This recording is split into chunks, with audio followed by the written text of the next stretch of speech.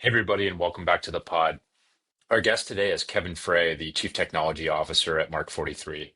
Now, probably many of the people listening to this show know that Mark43 is a CAD and RMS provider that started up in Harvard, eventually started with the DC Metro Police, and then has gone on to expand across over 300 agencies across our country.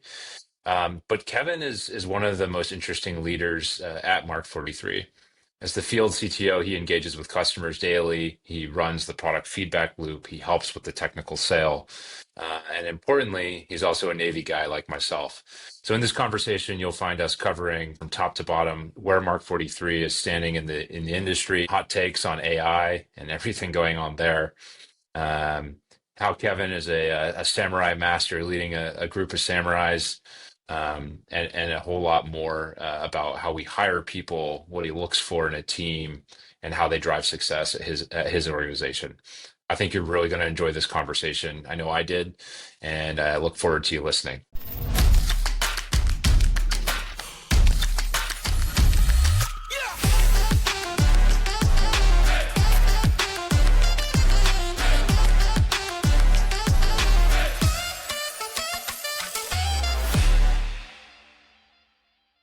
So he is an executive assistant from a service called Athena AI, and for a few $1,000s a month, you get somebody that's highly trained, just not located in the United States, paying United States labor, and it's pretty awesome. Like it's pretty sweet. I thought about doing that. I feel like the company was like in the Philippines or something. So Yeah, I was like, Philippines maybe. and Africa too. They have like a Nigerian headquarters as well, I think. So you could just do it. Well, Yeah, Mark yeah. 43. No, of course not. But I was thinking it would be worth the money, and if I like give them access to, my name and they're sending things out, I was just wondering, what it would do for my brand if somebody's just like getting real active at like 3 in the morning, like sending out emails and sending out a bunch of invites. It's not going to hurt your brand. We'll put it that way. Yeah, I think it'd be good for the brand. It'd be on brand actually. I think that's you're giving me more ideas. On Frey brand. Yeah. Okay, so you're in your car, natural environment for a field CTO. What are you doing today? All right. So today, I'm visiting some agencies. We're going to talk about a little bit about, some agencies that we already work with. So going to catch up with them. One of the things that you probably realized is that referenceability is a big deal. And so it's a constant story. It's a constant motion between, expanding out of a certain area and then going back to show love and partnership to the ones that, kind of got you there in the first place. And then also, kind of take a look, see what they're working on, not just professionally, but personally. And we talk about this a lot, especially with your platform. But the RMS and the CAD are central to their operations, and so I just always want to stay ahead of who's visiting them, who they're visiting, who they're looking at. What's going on with regards to kind of like the partnership ecosystem and all the things that integrate with it. Because yeah, they did our project a year ago or 2 years ago. But, there's always a lot of changes. It's a little bit of like what we call the saturation strategy. But again, checking them out, bringing some lunch in, kind of a little thank you just for being partners, hosting a few folks, and then have a couple questions to shoot by them, about some of the story, the days of our lives of the industry and some of the competitors, and then we're gonna meet dinner with a few folks, and then call it a trip, and that's half the week. Day in the life of Kevin Frey. Yeah, I feel like every time I email you or call you or whatever, you're in a different city. So that checks out. It's another thing too. I only really have my calendar maybe set 2 weeks ahead of time. So if I start getting about, I said this about last week, Wednesday, I was like, if there's nothing for me to do Monday, Tuesday, DCPS, I'm in DC, so my kids are out of school Thursday, Friday. I was like, but if I don't have anything to do, start in the beginning of the week, I'm gonna start looking in the field and start finding something to do. Yeah. Yeah, yeah, yeah. And how big, I mean, you can measure this however you like, but how big is Mark 43 at this point? So, I mean, I don't really look at the hire wire, but we should be between 300 and 350. Yeah. Yeah. In terms of like agency count. In terms of agency count, yeah, Yeah. about there too. Yeah. Yeah. Yeah, Yeah. yeah, right around there, right Yeah. around there. But that goes up, every year it's kind of scaled up a little bit more. So We should be getting closer to the 350 range. One of the things I wanted to cover with you is like, you and I met as initially when Multitude was building its first integration with your guys' records platform, and then kind of just build a relationship from there. But I wanted to understand, like, I think you were one of the earliest hires at Mark 43, or at least very early relative to today. Can you tell me a little bit like how you got there? You're a Navy guy, you eventually land up at a public safety company. Like, give me a little bit on like your path. Yeah, yeah. So yeah, I was in the Navy, transitioned out, was an officer in Norfolk. I was on, shore duty. I started to look towards consulting. It seemed a lot of folks were coming to DC. And then as I was getting out, there was a little bit of a downturn in the economy. So I was like, all right, let's kind of huddle in on some of these contracting jobs, right? So I landed with Deloitte, and Deloitte government, is what they call GPS now, government GSC, Sector. yeah, I can't GPS. Government public sector. There we go. Right. Maybe that's it. Yeah. So they had been starting a pretty large practice in Arlington. There was about 7,000 practitioners, and they had a military hiring program. So came in through there. So as kind of pick your projects and whatnot, definitely got drawn in by DHS, got drawn in by DOJ, FBI to a certain extent. Had a few other ones, Department of State, do U.S. Olympics, some side special projects. Yeah. So really got honed in on the security side of things, not just from a platform standpoint, but from a policy standpoint, security, layered security approach and randomization standpoint. So really saw everything top to bottom and worked in different parts of the program from PMO down to the line. So as I was transitioning from Deloitte, was looking to, kind of, move forward in my career, advance things farther, got into some application development, but got into a lot of pre-sales engineering or sales engineering. So I was going to get my master's at the same time, part-time. So I needed something flexible, but also, really, really building on the business acumen and a lot of the skills that, really did at Deloitte, the RFP, the program management, building business, building client relationship. Yeah. So, so I was with the previous company. NYPD was, we were looking at some procurements from NYPD, and as we went and talked to some of those point of contacts, they talked about social media aggregation. And as I started to research, like, okay, I can custom do this, but what platforms out there do this natively? Like, what am I competing against? Yeah. So, Data miner. yeah, data miner, right? So I saw a lot of data miner folks. I kind of started to get some awareness of Mark43 because there was an early group of data miner folks that came to Mark43. And then I came in, and then there was like another group of data miner folks that came over. So one of the early folks on there from data miner was a colleague from Deloitte that I worked with on these security projects, and I started doing more and more research. And then because I was selling into public safety, I was very aware of the White House policing initiative, the data initiatives going on. Yeah, so reached out to Mark43, went up there, was talking to a few other companies at the same time. And I actually didn't, going into Mark43, I didn't know if like this was going to be, the match. I didn't know, compensation wise, everything would line up and just goal wise. And didn't, quite know what their angle was. Yeah, it was a website, but it was still early and they were still like on their first customers. At the meeting, met the founders. And then as I just remember like leaving at the elevator that day, one of the gentlemen who was a West Point grad, he's still also a public safety. He kind of stopped the elevator and like had to talk to me in the hallway. And then as I was like taking the train back to DC, I was like, all right, I think I can make this work. Yeah. And, Yeah. the juices were flowing, but I was like, Yeah. yeah, this is going to work. And so, as you said, in terms of group, I mean, they had a couple people, but in my group of hiring, it's like 30th to like 38th employee. It was like a group of us that started at the same time. So yeah, yeah. And, the DC office was new at the time. So it was just three, four of us kind of Were they in working New out of a, York? yeah. They So were in New headquarters York was at the in New time? York. Yeah. Yeah, yeah. And then there was a DC contingent because we had just launched DC. It started to really expand on that. So yeah, yeah. So it was like three or four of us working out of a closet in DC, right across the street Nice. from MPD for a while.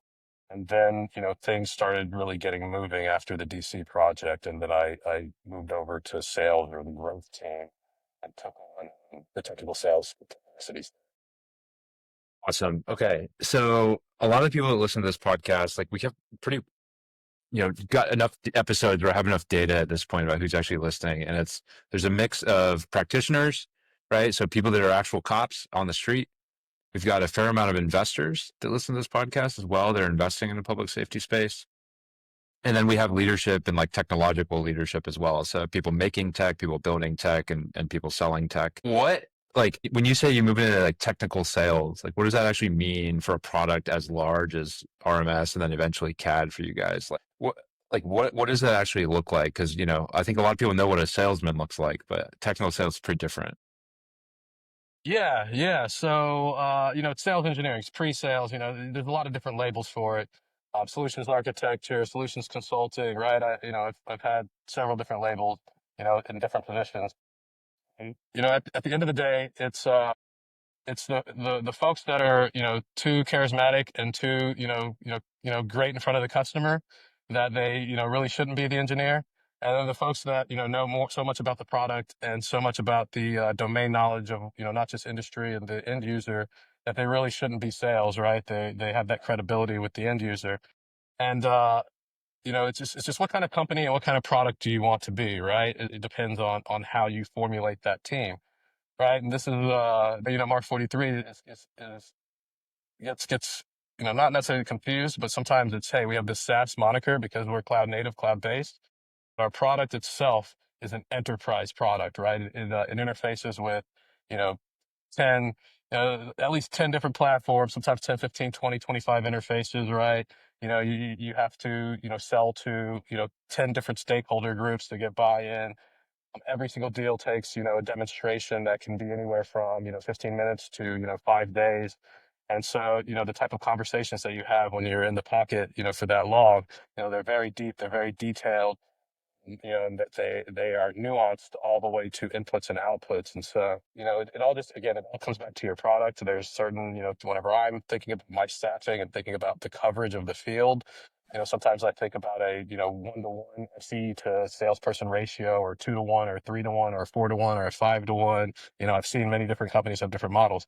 I mean, if it's a small app that, like, you go on there, you sign in, your Netflix, like, you don't need AI. You don't need a solutions engineer, right? But if it's like, some software that's very end user focused, maybe the deployment model isn't, too big, right? You can have one for like 4 or 5 different reps out there. You can have some companies where the rep does the demonstrations and sells the product if the product isn't, that deep. Again, you said CAD RMS, it's very nuanced. I said, 10 different stakeholders of the agency. That's at Yeah, the for sure. agency. There could be stakeholders at the city level. And just given the depth of the sale, the level of effort, the strategy it takes to really, have this Herculean effort of uplifting, what's in the space and then moving it along. It takes a well structured and strategic group of samurais out there is what I like to call my team, the samurais. Well spoken. I call my team warriors, so there we go. There we go. But Yeah. Yeah. And it's I guess a takeover from, every email when I was in the Navy, starting with "Good morning, warfighters." Like, here we go, blah blah blah blah blah. Blah. Do you guys do that? You're SWO, right? yes, yes, I am. Yeah. I am a former ship driver. I'm sorry about that, first of all. Second of all, that was like our favorite thing in the squadron. It was just like some name like warfighter, and then it just kept getting like more absurd as we went through the squadron, and like the junior officers became those in charge. Just yell shipmate as loud and proud as you can until you just catch somebody on their day. And Yeah, and for those that don't know, if you get called shipmate, it's not friendly. Yeah, there is kind of a like we were kind of joking about this the other day, but there's kind of a Navy mafia in public safety, right? There's just like I didn't know about this when I started Multitude, but there's some serious crossover. yeah, yeah. So I mean, first and foremost, my company, my team, right? Our sales kickoff this year, we are talking about one team, one fight. The motto was one boat, and I actually I missed the beginning of it for a meeting, of course. And I got in, and everybody's talking about boats, and I was like, oh, did I miss something? Like, this is great. We're talking about boats. Alternate But timeline. You're back in the Navy. yeah, exactly, exactly. And so I came out with, like, half my team used to live on a boat, and some of them lived on a boat together. So I have 4 veteran. My team is about 9 deep, and it's still expanding a little bit here. But half my team are vets, including myself. I was in the Navy. Brandon Lamb, the former intel officer, mate of mine. He was on the ship with another one of our guys who actually is a former Axon. public safety as well. But, they deployed on Lincoln out the West Coast, and during SKO, they discovered they were on the same deployment together. My right hand man on the team is Fred. He's a coastie. It's okay. That's a boat too. It's a little bit smaller, and they drink a little bit more coffee and a little bit more angry. But that's and then I have an Air Force gentleman, and he's former military police, and he just knows where all the great golf courses are. So Dude, there's you took the words out of my mouth. Yeah. yeah, they do have sweet golf courses. They do.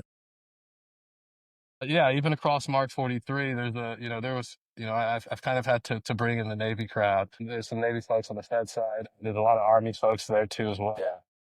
The Marine Corps practice, we have some good, jarheads at Mark 43. I think, just mixing that.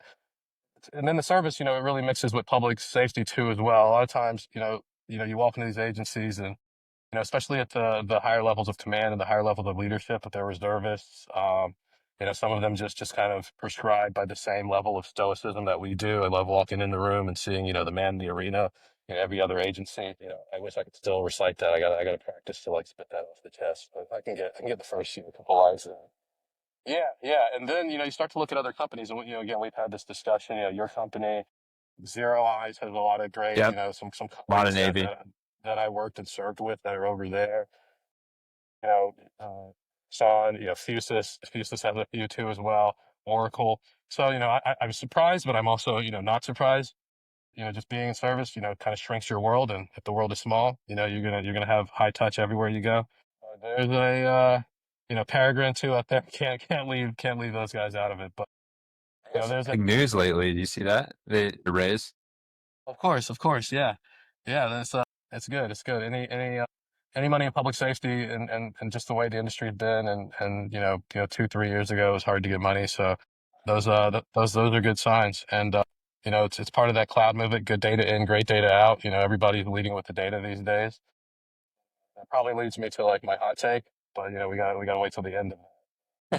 Yeah, yeah. It's a boon, and there's It a is a lot of boon. like-minded people in the space, so it's awesome. I mean, anecdotally, we saw that the tweet come out. Nick Noon posted, "Hey, check it out. Here's the raise that we just did." And puts him at a couple billion, I should say, in terms of valuation. I had 4 new venture firms in my inbox that day, right?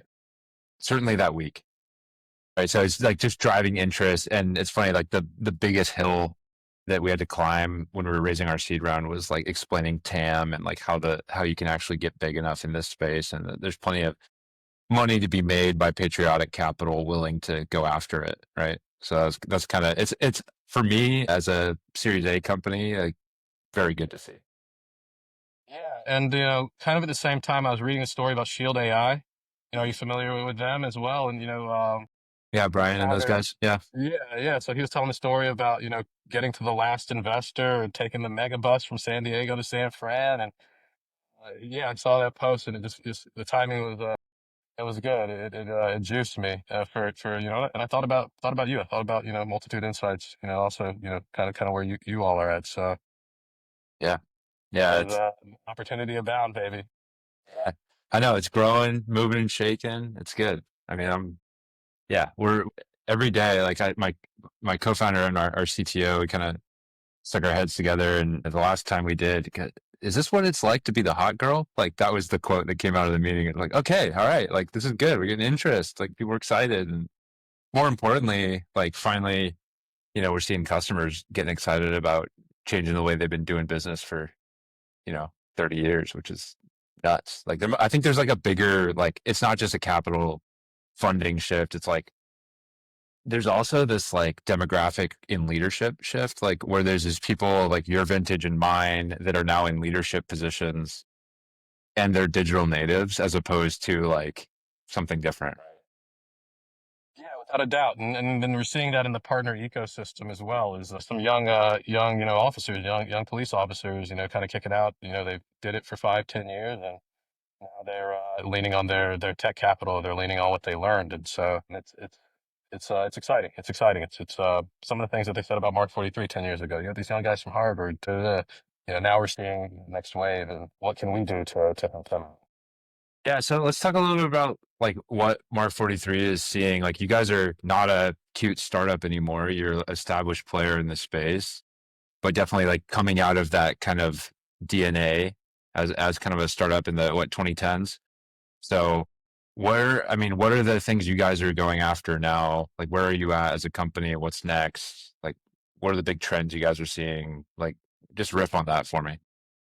Yeah, yeah. So kind of, starting on what we've already talked about, the kind of investment rounds and you're getting the next series rounds, right? With that comes certain expectations of organization, right? And my master's in engineering management. One of my favorite courses was the management of technical organizations, which was just case studies on how businesses are organized, and from legacy businesses, your IBM case studies, why did digital cameras not come out, that, but not only that, but like getting deep into how you structure the company and whatnot. You know, First off, just as late stage as we are, as we've done this 300, X time, and we've done it more than that, and not gotten across the wire. So we've done it, 1,000 times, but we've won, 350 times, right? So we have good data on what it takes to be successful, what it takes to be win, right? The swim lanes or the vignettes and the time frames that it takes for us to, work with ourselves internally, and how that, transposes externally, right? The inflection points, the points of pressure, the choke point Charlies, that you need to scale to, grow the business, exponentially or at a magnitude, right? So, all right, you did 6 million last year. Now you got to do 12 million, right? Right. Or now you did 12 million. Now you got to do 18, right? Yeah. So where you have to, add arms and legs to the business to make sure it's expanding. That's a lot of, what's kind of happening, internally. So like no matter what, your investors want you to quarterize your business, right? If you're, leading an enterprise sales organization, you should have metrics, you should have lead metrics, you should have lag metric. I mean, the lead metric, the lag metric is really quota at the end of the day. You should, understand why and how it takes to get there. You should be able to prove that out. You should be able to have conversations on that. The field to product feedback loop, which gets into like, me being field CTO, right? It's, you had this dream, right? You built that product, right? Now you get money. Now, like, all right, your expectation is to grow this money, to continue to, scale and what you did, right? It's not just, extra money to keep doing what you were doing, right? You have to do more, and you're going to have that transition from like, this is my idea, to like what I need to build, to I need to follow the money, right? To I build things that customers want me to build, right? And a combination of the two, right? Yeah. Yeah. Build what the company, build what the customers want you to build, maintain what the customers want you to build, and then that little bit where it's like, all right, the customer said this, competitors are doing this, maybe I need to bleed into something, maybe I need to innovate, but Wait. you have to, yeah. We have a like I've kind of had this like framework that we use at Multitude for our product or org at size 15. Like that's not a huge org, but like the people that are involved in product, the framework is kind of like be brilliant at the basics. Like we have to do all the things so that they can move their workflow immediately on to Bulletin, right? We want to imbue everything with intelligence and AI. And then the third piece is show them the way. And that's all it's called. It's called show them the way. And it's about 30%. If I could like divide out, like if 100% of the pie is all three things, about one third is this show them the way concept. And what that means to the team is like, yeah, we need to do what they want us to do, but they've been sending PDFs to each other for 25 years. Like we have to show them a better way to share information. And so we have like about a third of our features are these things that are gonna feel uncomfortable to them because they're a new way of doing business. And that's about the max I can push it, right? Because I would spend 80% of my time on like that cool stuff that nobody is used to, but we know that we can't just like get after it like that. Like I gotta reel it back and make it, these are organizations that are hard to change. So Yeah, it's what, yeah, yeah, yeah. And a big part of showing that way is telling the story, right? And the best way to tell the story is to, get a champion, get the story, right? Prove out the way, and then, double and triple down on that, right? So bring it to the references, bringing it back to, customer success and customer experience. So, there's a lot that goes into that. references are insane. I was with a customer in New England, new large city in New England. at new business, never spoken to him, walked in the door, met with the chief, and I'm driving back up to Boston on my way home. And I get a phone call from a captain inside of Boston police, calls me and said, "Hey, I heard you spoke with so-and-so." I mean, within a half hour, right, of leaving the meeting. And I was like, "Yeah." And he's like, "Yeah, he's checking you out right now." I was like, "Okay, cool. I told him good things. Don't worry. We love your product." But it was like literally like you could just see the little network effect, just like this invisible thing going on immediately. Yeah, yeah, they all meet each other at shows too, at their national training seminars and things like that. I've definitely, I'm in South Florida right now. I don't try to get too specific, just in case people are tracking my moves. But we were talking to an agency here, and through IACA, the crime analyst knew somebody that had our platform in California, and they're reaching out to each other. I'm like, well, there's an agency like 30 miles from you that you could talk to and see. But this is great. This is perfect. But it's funny those little neural networks that get built in the industry. And again, bringing it back to like almost the military, it shrinks the Yeah. world, right? Yeah. It's the same. Yeah. Yeah. The Vets network is like the best network I've ever been a part of, maybe closely followed by tech guys. But right, tell me, you kind of alluded to it already, but like tell me a little bit about this spicy take. What's your take on the industry that is not, yeah, like what's so beyond the pale here? Take, oh boy. All right, we're getting to the hot take already. All right, so you know, Why not? this is a unique industry. Try to break it down for folks that aren't in public safety. It's a very unique industry. It's not immune to hot words. It's not immune to kind of things just could be broadcasted. So and you brought it up. You want AI and everything, and AI is becoming like a huge major hot word, right? And there's a lot of great AI companies coming out. In addition to yours. There's some AI report writing. There's AI Sure. using it to do summarization. We have AI strategies, right, that are going to really be a force multiplier for agencies, and I look forward to getting those out and working with those agencies. Where AI gives me pause in the industry, right, is is the data, right? And this happens in a lot of conversations about AI, hallucinations, this, that, the other. CAD and the RMS, very, very important. Brainchilds, the mastermind, the hive mind, the operating system is what we've been saying. If you layer, there's one thing about using AI for productivity, AI for workflow. But when you start to layer it over CGIS data, and I'm sure you've probably experienced this, if you layer AI over bad data, you're going to get bad results. And at least from a public perspective, not only do they, want things to be a force multiplier and want things to help, do more with less, but you have to be right, Yeah, there's and no room for error. Yeah. there's no room for error, right? And algorithmically, at least you kind of like know what things are going to fall out of the bucket, right? But there's a little bit of a gray area with how you train that AI, how things get vetted, the proprietary language models, right? So not that folks aren't wrapping their head around it, but I've seen it, just in my testing alone. If the sources are bad, or if the sources are hard for a human to understand and a human to put together, it's going to be just as hard to train that model. When you lock it in, you lock it in, right? But you know, you got to have you have to you still have to look at your systems of governance, and you still have to look at like your SOPs and policy wise what's in place. It's not just going to be a band-aid for everything. And sometimes I think it's a little bit of like AI here, you get AI, you get AI. Yeah. Oprah. You're, you're Oprah for AI in law enforcement. Very specific niche Oprah.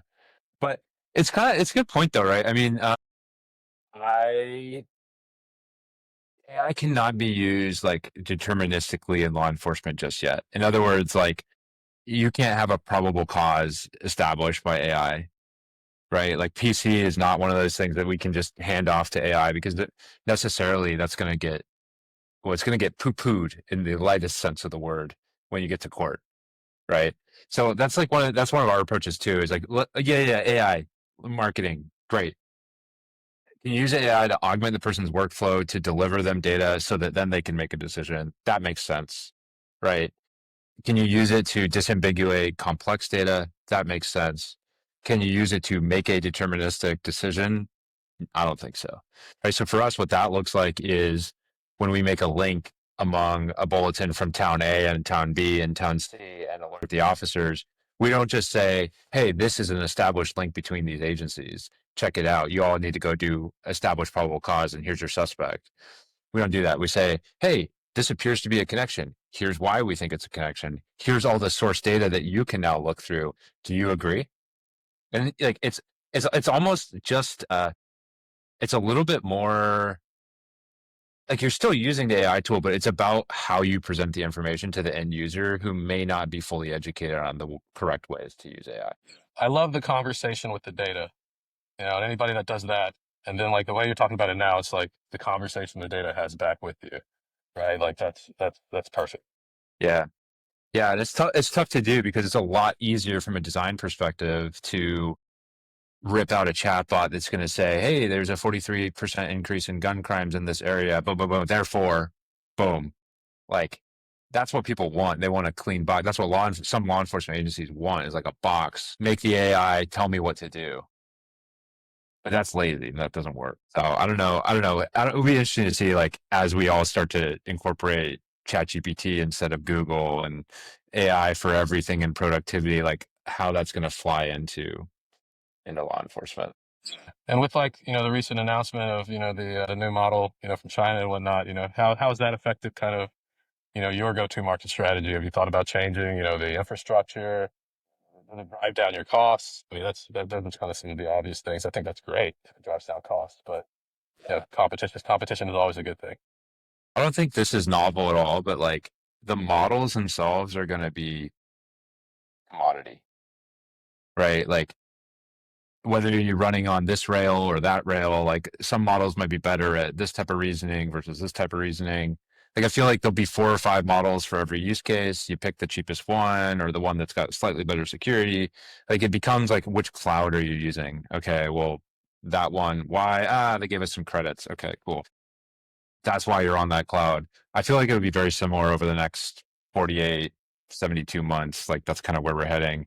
And what will be unique is like the agentic side of things, like which plugins are you using and like which I think that's kind of the model is like these will be the model will be the rails and then everything will just plug into those rails. And it's the unique combinations of plugs that will be like the value add for a company like Mark43. Right, right. And then even like a subset of that is like which one of the models, become proprietary or which one of these companies, adjusted for public safety and the rules and the bounds that we have to like abide by and like don't read a narrative and start like spitting out stuff about the Vietnam War. Like keep it within like your data set, keep it within like, the industry and then, keep it up to date, right? Manage the knowledge base. So, who's who has access to the data to do that in the right way? I Yeah. laugh because I'm obviously biased, but then and then who's in that rat race, right? Who's in that space race? I think that there's any regulation coming to our space on this. Like, do you think that I mean, the current administration is obviously very like anti-regulation on AI. They came out with executive orders saying as much. Biden administration tried to regulate AI via EO and got yelled at by every tech person ever. Do you think inside of public safety that there is likely to be regulation over the next couple of years? The pendulum has swung. I'd be naive to say no. Uh, there was, 5, 6 years ago, I felt like things were kind of like they are right now. Then maybe 3, 4 years ago, the government got scared of it, or maybe people got scared of it and the government wasn't, right? And then it's kind of flip flopped and then it's flip flopped again. I can't imagine that there's not going to be, more swinging, more, flip flopping. But, in those windows of opportunity, just depending on, policy, right?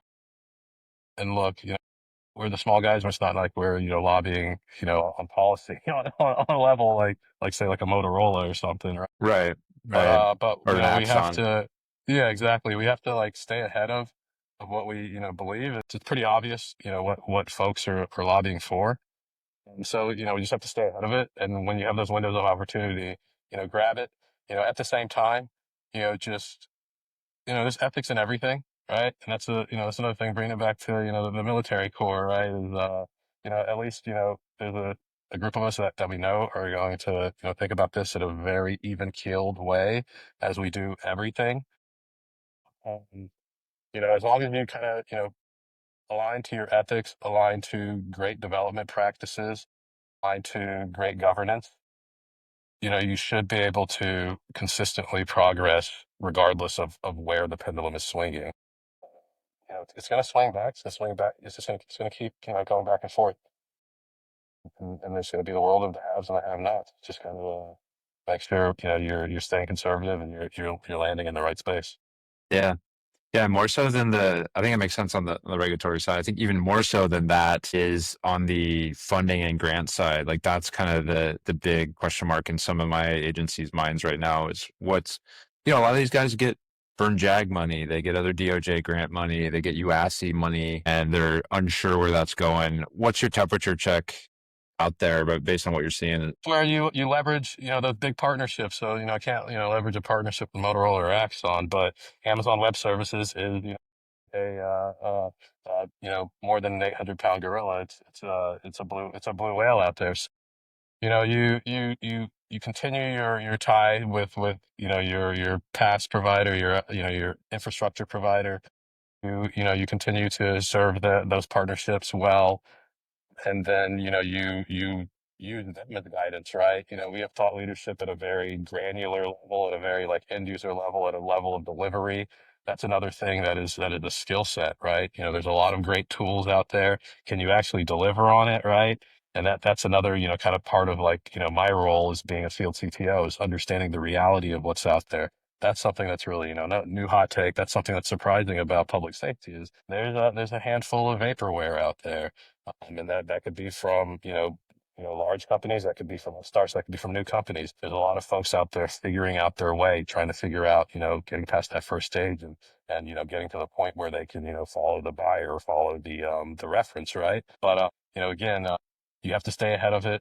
We're seeing grants, right? Just like when we, kind of was first getting into the industry.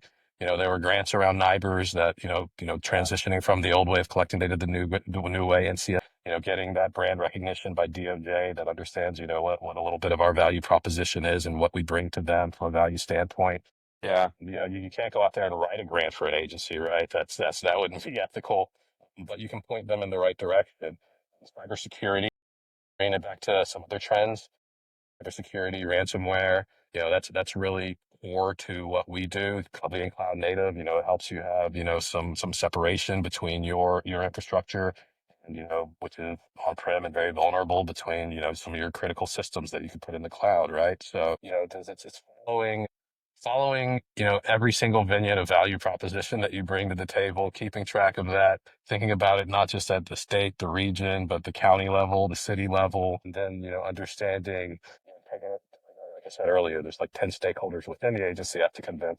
When you take it out of the agency, these are government agencies, right? You have the county, your county commissioners, right? The county IT organization, they could be paying insurance, right? Their cybersecurity insurance. Have they been hacked before? Okay, what are their cybersecurity insurance premiums? How are they like sourcing that money? So there's a lot of different ways that you can present your value, and that goes into kind of bringing it back to you asking earlier. What is a field CTO? What does technical sales organization do? It just helps. It helps you. The field salesperson. It helps you really hone in on a strategy. I like to say I like to keep their heads down like a linebacker. Like my team has the product stuff. My team, has the roadmap. My team, we can understand, how to strategically answer things and position ourselves in the right place and tell the right story. So, let us help you, make sure that you're spending your time on the right things, right? Because there's only so much you can get done in your 80-hour work week. Yeah, well said. I want to shift gears just a little bit. You talked about ethics and kind of like, having the right principles in your development cycle, but I also think it comes into who you are hiring and who you're bringing on your team. Like you're certainly in a position where you're hiring folks. What do you look for? Like, what's the perfect person to hire, if there is such a thing? And like, what are the, like, at least the building blocks of like a core employee for Kevin Frey and maybe broadly Mark 43? What are you guys looking for? This is a great question. Thank you. So, I mean, look, they shipped out, leaders eat last, right? I mean, look, you've been an officer. So, sometimes I like to say that it's just almost like I had a minor in leadership. There's very specific leadership classes that we took. There's, all these case studies.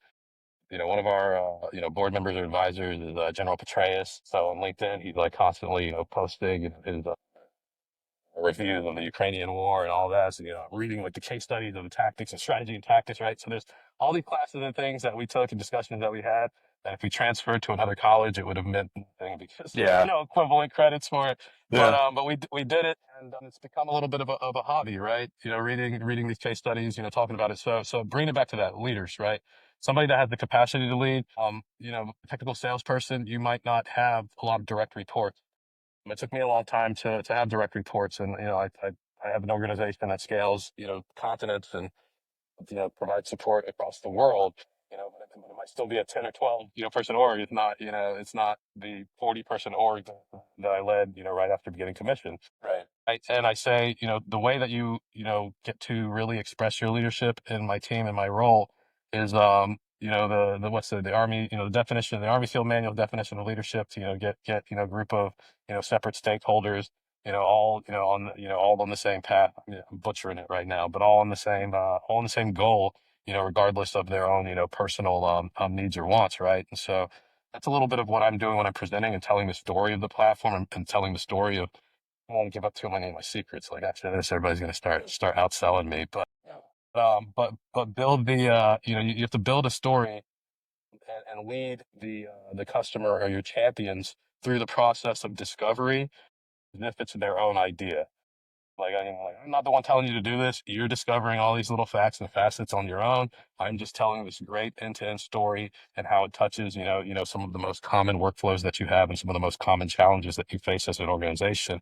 And how this is going to change, your operations and how much time is going to free up for the types of things that are, ultimately important to you. So yeah, that's what I'm looking for is first and foremost leaders, kind of I have a I shall mentality, something, and I don't really realize it. I was at an agency several years ago. Somebody asked me a question, internal Mark43. I was like, I shall. And then the guy was like, oh, you heard what he said? Did you hear what that guy said? And so that's what I'm looking for is a lot of, I shall people. We say humility, but humility takes itself in many, forms. I don't mean humility and like, don't be proud of yourself. Be proud of yourself, but, have humility to, pick up the water bucket, bring your hard hat and lunch pail to work every day. Show up, be present, be flexible, have a ton of energy. I radiate energy. I'm an energy vampire. If there's a vampire in the room, I'm gonna go Super Saiyan level 6, and there's gonna be too much energy for the rooms. Over 9,000. Yeah, over 9,000, right? I'm gonna merge with my team. Um, yeah, energy, leadership, ownership, technical acumen. You still have to have the ability or the capability to, understand or at least, be able to communicate and gather credibility. And then just communication, just being open, honest, and not waiting until the 11th hour, right? Everybody has their strengths and their weaknesses. It's all about how the team comes together. It's not really like no one person, that's going to win anything. I do tandem sales calls. Like I'm not, out here by myself. I'm, I run the two-man, kind of like the episode with Jim and Dwight on The Office. And Nice. I believe those are the kind of things that lead to success. So yeah, leaders eat last. Just a lot of people that are willing to eat last, but I'm not saying you don't have to eat. Like you got to eat, Right. and I'm going to make sure that we all eat and our children do too. Man, I want to come work for you now. Let's do it. Hey, there it is. We'll post that one on LinkedIn, and you'll get some fresh hires in for you. By the way, the process of influencing people by providing purpose, direction, and motivation to accomplish the mission and improve the organization. That is the U.S. Army Field Manual on Leadership. There it goes. That's why I was never in the Army. My father was a Ranger in Vietnam, so he told me I wasn't tough enough. So that's how I got where I was going. Well, this is not a podcast about issues with your dad. That's a whole different podcast. The only one I will add to your awesome list of like what you're looking for first of all, I like the like radiate energy. Don't be a vampire. I like intuitively know that, but I hadn't really said it. That's great. The other thing I would add is I always tell my people I want an athletic mentality. Meaning like I want competitors that are out there, they're hungry, they're excited. I'm not talking about I'm better than you, I win competitors. I'm talking about like the love of the sport, right? Like I'm out here improving myself, working because this fills my cup, right? Like that feeling of if you've ever been an athlete and you've been in that flow state, like I want that athletic mentality they bring to it. It's a pursuit for the pursuit's sake. Like that to me is really hard to measure until they're on the job, but you can start to hear it in interview questions when you get to a question like, why do you want to work for this company? Like, why do you want to be here? It's There you tough. go. It's tough. Yeah. Yeah, like the great philosopher Mike Tyson says, every man has a plan until he gets hit in the face. And then furthermore, I say customers aren't going to give you $1,000,000 unless they can hit you in the face. And I don't mean, hit you actually, but they need to be able to like feel you there. And then furthermore, sometimes I don't wake up until I get hit in the face. So, put all three together and you have some energy coming your way. Broken nose. All right. Okay. Well, Frey, I want to ask you a question that I ask everybody that comes on this podcast as we get close to the end here is what's the most fun you're having right now? Like what is the most pure, unadulterated fun thing in your life today? My life, I mean, without a doubt, my two boys, I have two kids, right? They're at the fun age, 3 and 6, about to Yeah. be 7. Two little guys that, look up to me. They see the Mark43 logo everywhere. I've been here, they see it all the time. We have these challenge coins. Kid's like running around the house. He's like looking at the challenge coin. He'll like find the logo. He'll like find the logo on my clothes, find the logo on stuff, and we'll like kind of like, say this is what daddy does. So, it brings me That's cool. pride, brings me great pride, that, and I used to bring them into, my conference calls and, have my kids on my lap at times. So it brings me great pride in seeing, them, seeing me in my prime, seeing me and they know, they get it, right? They see this, it's not like, as a kid, my father worked in the Federal Bureau of Prisons. And so it's not like I could, have, bring your son to work day. It was a federal penitentiary. So I only got to see my dad in certain lights. And, one time he was on CNN and, I'll never forget that. There was a riot in the prison. Actually at, when I went to Alcatraz Island, which is in a Federal Bureau of Prisons museum, they actually had a little exhibit about it. But, I only got to see him in certain lights. Just making my kids proud is extremely important to me right now. Them, kind of seeing what I'm doing. Like you said, it's a mission oriented position. It's a mission oriented job. It's not a desk job. My wife often says like, you always said you wanted a job where you can wear sneakers. I'm like, wow, are you denigrating me? Like, Yeah. but I have to have my go fasters on, right? Like Yeah. sometimes, we get up at 7 and we're at it till midnight. We can have 3, 4 meetings during the day with agencies. I have to keep the energy up. I have to keep it up through the night, and then we'll have dinner with some folks, and then they'll follow with drinks, and then we get up in the morning, and then we're right off the same thing. So it's just being in the prime, being in my prime, being able to show my family what we're doing, and being able to show my family the progress that Mark43 is making is extremely satisfying and brings levels of reward that we never really thought. Now internally, what the most fun that I'm having is I mean I've kind of been whether it's Field CTO or, director of solutions or, sales engineering director, sales engineering manager, I've been doing a version of the same thing for a long time. And so, I've got my Dennings, 10,000 hours, probably 25,000 I hours. was gonna say, yeah. I've had more than 7,000 customer interactions, win or lose. And, uh, and so just bringing it back to like, my own AI. And this isn't AI. It's real. It's our AI. This is real Just intelligence. I yeah, think. yeah, all I right. think just the speed at which I'm like kind of processing the industry and opportunities, and giving me the opportunity to scale my team, and see where they're going, and the information that they're pulling back to me, and the information that I'm sending, and the amount of success and the team that I've built.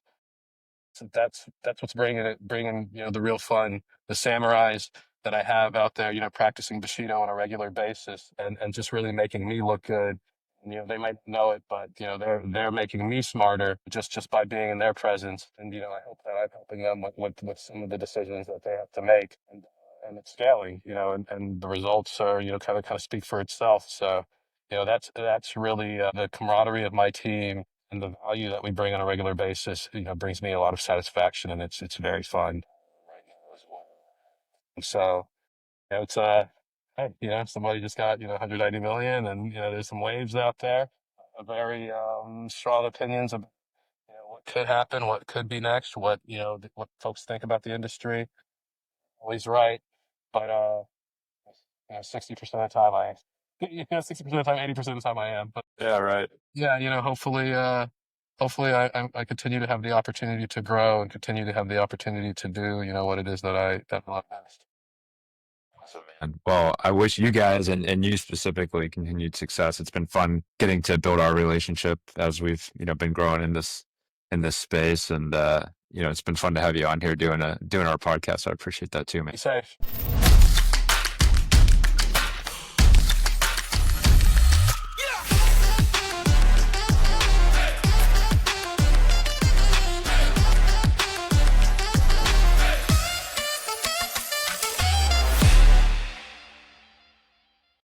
Hey everybody, Matt White here. I'm the co-founder and CEO of a company called Multitude Insights, and that's kind of my primary day job. But I started this podcast because I wanted to have conversations with the people that I found interesting. So that means the people on the front lines in law enforcement. It means the investors investing in companies, building in public safety. It means leadership and all the people that kind of make this thing work. Right. So if you enjoyed this conversation and you want to see more like it, please hit the subscribe button, the like button, the follow button, whatever it might be on whatever platform you're viewing this on. And I'd love to have you along for the journey. Talk to you soon.